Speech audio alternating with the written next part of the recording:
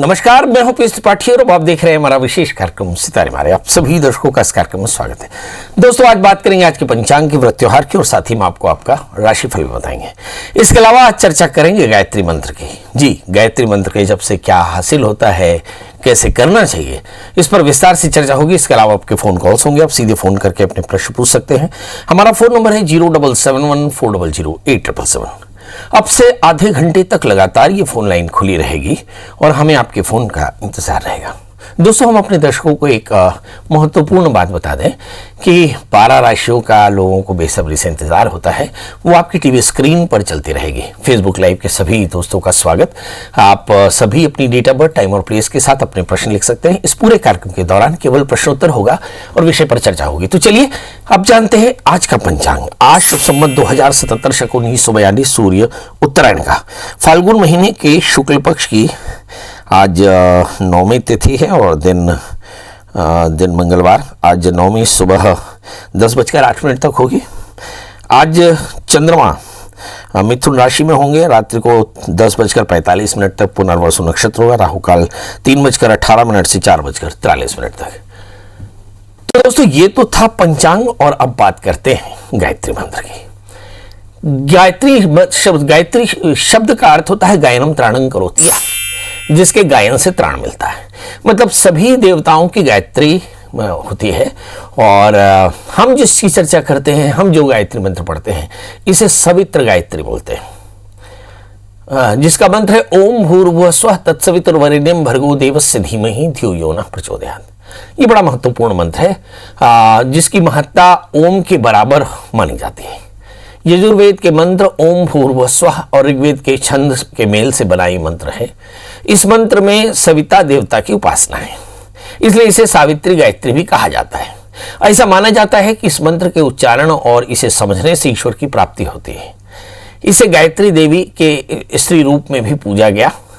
जैसे मैंने कहा कि ये मंत्र है ओम भूर्भुवः स्वः तत्सवितुर्वरेण्यं भर्गो देवस्य धीमहि धियो यो नः प्रचोदयात्। उस प्राणस्वरूप दुखनाशक, सुख देने वाले श्रेष्ठ तेजस्वी पापनाशक देव स्वरूप परमात्मा को हम अपनी अंतरात्मा में धारण करें। वह परमात्मा हमारी बुद्धि को सन्मार्ग में प्रेरित करे। गायत्री मंत्र का प्रभाव भी कुछ इसी तरह का है। इसके जाप से तमाम पाप नष्ट हो जाते हैं, कष्ट दूर हो जाते हैं और सब प्रकार की सिद्धियां प्राप्त होती हैं। गायत्री मंत्र का प्रयोग हर क्षेत्र में सफलता के लिए बड़ा सिद्ध माना गया। मंत्रों की ध्वनि से असीम शांति की अनुभूति होती है। यदि आप हिप्नोसिस के प्रैक्टिशनर हैं तो इस मंत्र का जप करिए। आप देखेंगे कि यदि आपने दोनों तर्जनी को लॉक करके यानी योग मुद्रा में आपने रोज प्रातः काल सूर्योदय के समय इस मंत्र का जप किया तो आप देखेंगे कि आपके जीवन में सारे कष्टों की निवृत्ति हो जाएगी और जीवन आप खुशहाल बना सकते हैं। ये सभी प्रकार की मनोकामनाओं को पूर्ण करने वाला है। इससे आपको नौकरी में, बिजनेस में अगर कोई परेशानी हो रही हो तो इस मंत्र का जाप तमाम परेशानियों से आपको मुक्ति दिला सकता है। तो आपने देखा कि गायत्री मंत्र का जप कितना महत्वपूर्ण है। अब सवाल उठता है कि गायत्री मंत्र को 3 समय में जपा जाता है। जैसा कि आपको पता है कि पहला समय गायत्री मंत्र का सूर्योदय के समय होता है, दूसरा समय सूर्यास्त के समय होता है और तीसरा समय दोपहर का होता है। मतलब आप सुबेरे, दोपहर और शाम इस मंत्र का जप कर सकते हैं। अब बड़ा प्रश्न उठता है कि कैसे करना चाहिए। तो जाप को रुद्राक्ष की माला से करें, विधिवत गुरु दीक्षा लेकर करें। अस्फुट स्वर से गायत्री मंत्र का जाप किया जा सकता है और गायत्री मंत्र के जाप करते समय ऊंची आवाज में कभी भी इसका गायन नहीं करना चाहिए। गुरुवार को पीले वस्त्र पहन करके हाथी पर विराजमान गायत्री माँ का ध्यान करें और गायत्री मंत्र के आगे पीछे श्री का संपुट लगाकर जाप करें तो इससे श्री की प्राप्ति होती है। ह्लीं का संपुट लगाएं तो शत्रु मुक्ति होती है। अमावस्या और रविवार को लाल वस्त्र पहने, दुर्गा जी का ध्यान करें, गायत्री देवी का ध्यान करें। गायत्री मंत्र के आगे पीछे अगर क्लीन बीज मंत्र लगाएं तो मुझे ऐसा लगता है कि शत्रुनाश होता है और इसके अलावा आपके परिवार में एकता बढ़ती है। गायत्री मंत्र का चमत्कार है कि सभी प्रकार के कष्टों की, रोगों की मुक्ति होती है। ये सभी प्रकार के सभी मुहूर्त में एक सा इस्तेमाल किया जा सकता है। इस कांसे के पात्र में जल भर ले और जल भर करके गायत्री देवी का ध्यान करें। फिर यथा संख्या परिमित में गायत्री मंत्र जप करूंगा ऐसा या फिर करूंगी ऐसा संकल्प करके और फिर मंत्र का जप करना चाहिए। जप करने के बाद में जो जल पात्र भरा है उसका जल पी लेवे, इससे रोगों से छुटकारा मिल जाता है। गायत्री मंत्र के जाप के नियम है कि गुरु का मार्गदर्शन जरूर होना चाहिए, माने दीक्षित होना चाहिए। गायत्री मंत्र के जप के लिए स्नान मन आचरण का पवित्र होना चाहिए, मतलब मंत्र जब ध्यान धारणा अनुष्ठान होना चाहिए। सफेद कॉटन वस्त्र सूती का पहने, कुशा या चटाई पर बैठकर करे, रुद्राक्ष तुलसी या चंदन की माला से करे, ब्राह्म मुहूर्त यानी सुबह पूर्वाभिमुख बैठ करके गायत्री मंत्र का जप करना चाहिए। शाम को पश्चिम मुख में भी बैठ करके जाप कर सकते हैं। इस मंत्र का जाप मानसिक भी जाप किया जा सकता है, मतलब किसी भी समय आप मंत्र का जप करते रह सकते हैं। गायत्री मंत्र के जाप करने वाले को खान पान में भी आचरण में भी शुद्धि रखनी होगी, इससे सारे कष्टों की निवृत्ति होती है। चलिए, तो अब गायत्री मंत्र की खूब सारी महिमा बताई, खूब सारा विधान बताया। अब हम अपने दर्शकों के प्रश्नों का जवाब देंगे। पहले कॉलर हमारे साथ भारती जी। भारती जी, आपका बहुत बहुत स्वागत है, बताइए क्या जानना चाहते हैं। भारती और पूजा कहते हैं जी। हेलो, क्या कह रही हैं? मेरा नाम पूजा नाम है। हेलो। हाँ हाँ, जन्म तारीख बताए ना। 1 अप्रैल 1988। हाँ हाँ। और हमारी शादी को अभी 2 साल हो गए हैं। संतान के बारे में पूछना था। और समय बताया नहीं आपने, कितने बजे जन्म लिया? मैं सुबह का 6:30 बजे है। और जन्म स्थान? जन्म स्थान जबलपुर है। अच्छा। शादी को 2 साल हो गए।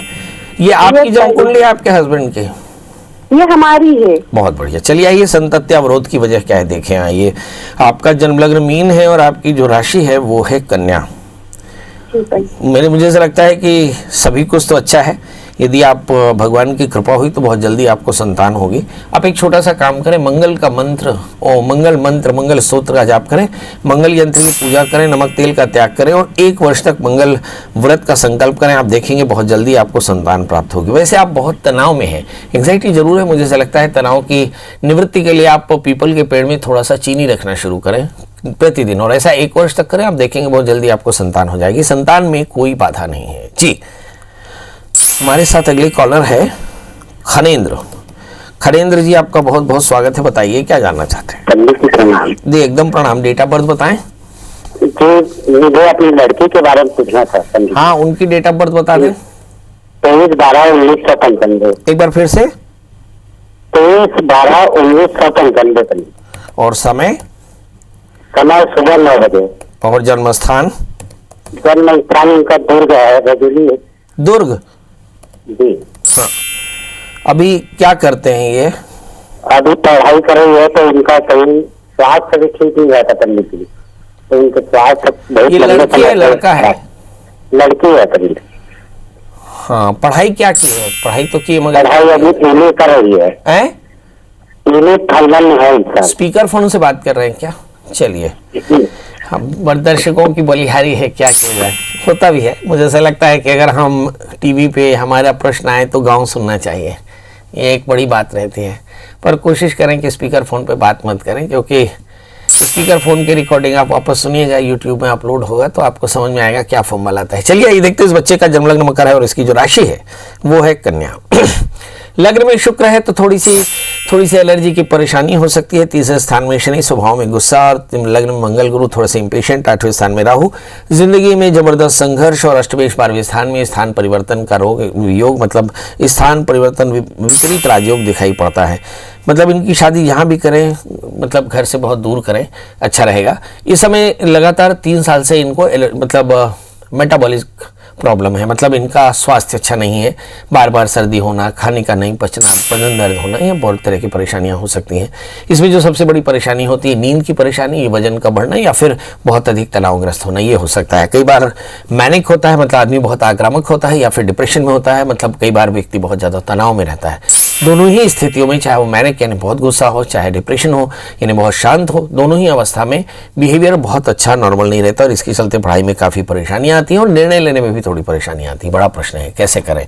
आप किसी अच्छे काउंसलर से बात करें, काउंसलर को दिखाएं और काउंसलिंग कराएं। इसके बाद इनकी शुक्र की शांति कराएं और हो सके तो मुझे ऐसा लगता है कि अब शादी जल्दी हो सकती है। यदि शादी वो कर सके तो कर लेना चाहिए, क्योंकि सप्तमेश भाग्यस्थान में शादी के बाद काफ़ी हद तक चीज़ें ठीक होंगी। पर शादी से पहले एक छोटा सा कुंभ विवाह कराना बिल्कुल न भूलें। हो सके तो एक 4 कैरेट का पन्ना और 4 कैरेट का जामुनिया इसे धारण करें। हमारे साथ कॉलर जुड़ चुके हैं नरेंद्र जी। नरेंद्र जी, आपका बहुत बहुत स्वागत है, बताइए क्या जानना चाहते हैं।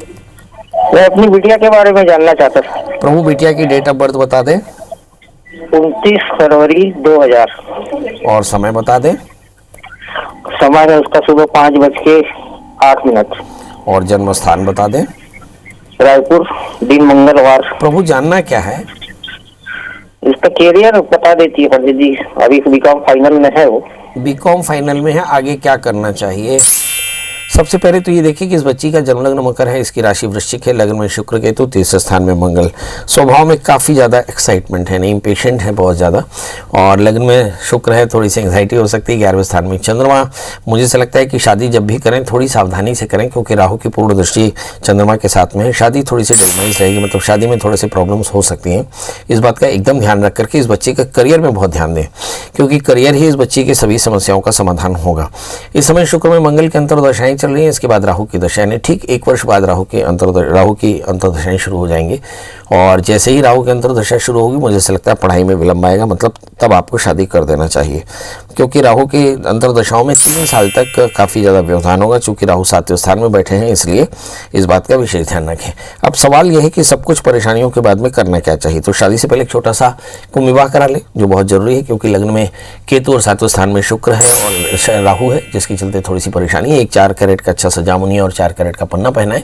25 से कहें कि बुधवार का व्रत करें या पूर्णिमा का व्रत करें और भगवान लक्ष्मी नारायण की सेवा करें। इसके अलावा इन दिनों में जो अभी परिस्थितियां चल रही हैं, अगर आगे चल करके पढ़ाई करनी हो तो पीजी करें, MBA फाइनेंस या MBA HR करिए, इसके लिए बहुत फायदेमंद रहेगा। जी, हमारे साथ अगले कॉलर है कृष्णा जी। कृष्णा जी, आपका बहुत बहुत स्वागत है, बताइए क्या जानना चाहते हैं। जी राधे राधे। जी राधे राधे, बताएं। गुरुजी, मुझे अपने बारे में पूछना है। डेट ऑफ बर्थ बता दें। गुरुजी, मेरी डेट ऑफ बर्थ मुझे कुछ याद ना है, बस नाम बता सकूं। कृष्णा, अलीगढ़ का जन्म है। अच्छा, अभी कहाँ से बोल रहे हैं? बुलंदशहर से रही हूँ। बुलंदशहर से? हाँ जी, बताइए क्या जानना है, ये बता दें। एक तो मेरी तबीयत खराब रहती है, दर्द की बीमारी है पूरे शरीर में। जी जी जी, चलिए, ये दर्द की परेशानी रहती है, दर्द से 2-3 साल है। और गुरुजी, मेरे 2 बेटा है। असल में आप देखें कि प्रश्न लग्न आपका मेष है और आपकी जो राशि है वो इस समय मिथुन। शनि दशम, शुक्र दशम स्थान में। आपके पेट में थोड़ी सी तकलीफ, इसे हम बात रोग कहते हैं। ये आर्थराइटिस है, रोमेटाइड आर्थराइटिस है, जो वात कहलाता था पहले। इसके लिए खट्टे तीखे का त्याग करें। आज सरसों के तेल से भगवान शिव का अभिषेक करें। 8 कैरेट का इटालियन मूंगा, 4 कैरेट का टोपास पहने। आप देखेंगे कि बहुत जल्दी आपको फायदा होगा। याद रखेंगे, सरसों का तेल हो, तैयार हो, पूजा के बाद में उसको 1 बूंद एक नाक में, 1 बूंद एक नाक में, 4 बूंद शरीर में लगा करके थोड़ा सा धूप सेक ले और 1 वर्ष तक ऐसा करें। आप देखेंगे इससे काफी आपको राहत मिलेगी। जी, राजेश जी हमारे साथ फोन लाइन पे है। राजेश जी बताएं डेट ऑफ बर्थ, टाइम और पंडित जी नमस्कार। जी नमस्कार। 12 अगस्त 2002। और जन्म समय? जन्म समय 10:59। सुबेरे शाम? सुबह का सर। जन्म स्थान? उज्जैन। प्रभु बताएं क्या जानना चाहते हैं। इस बच्चे का नीट में हो पाएगा, नहीं हो पाएगा सर? किस में? नीट में? नीट में जी। बेटी है बेटा? बेटा है बेटी? बेटा है सर। चलिए आइए देखते हैं। आप ये सोचते होंगे कि बेटा और बेटी में फर्क क्या है।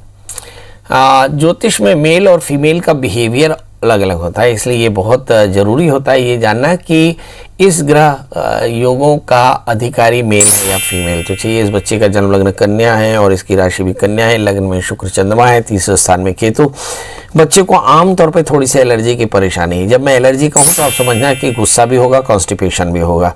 ऐसे चलते बच्चों में पढ़ाई काफ़ी परेशानी आती है। राहु की महादशा में राहु का अंतर चल रहा था, मतलब करीब अप्रैल 2020 तक।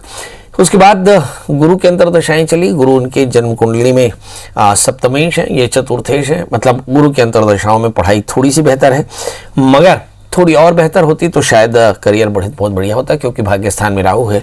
उलझने लगातार रहेंगे। आपका काम है कि आप नित्य रुद्राभिषेक करते रहें बच्चों के लिए। और इस बच्चे को एक 8 कैरेट का इटालियन मूंगा, 4 कैरेट का टोपास पहना है, तो आप देखेंगे इस बच्चे का करियर काफ़ी अच्छा होगा। बहरहाल ये नीट में बहुत आसानी से सफलता प्राप्त कर सकते हैं, बशर्ते इनके अंदर में डायवर्शन ना हो, क्योंकि मंगल 11वें स्थान में है।